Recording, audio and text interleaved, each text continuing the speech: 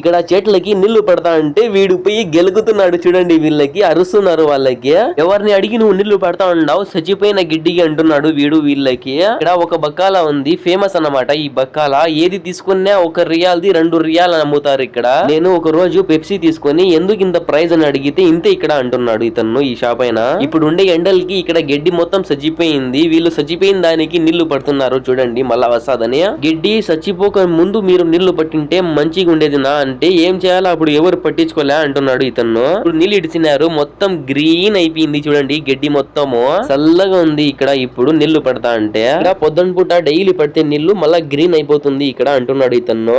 వీడు అరుస్తున్నాడు వీళ్ళకి, ఎందుకు పడుతున్నావు నీళ్ళు అని అడిగితే పో బయటికి అంటున్నాడు ఇతను. వీళ్ళు చెట్లకి నీళ్లు పట్టుకొని యాసిడ్ పోసుకొని ఈ నా కొడుకుకి ఎందుకు వీడు గెలుగుతా అంటే వీళ్ళు కోపడుతున్నారు వీళ్ళు.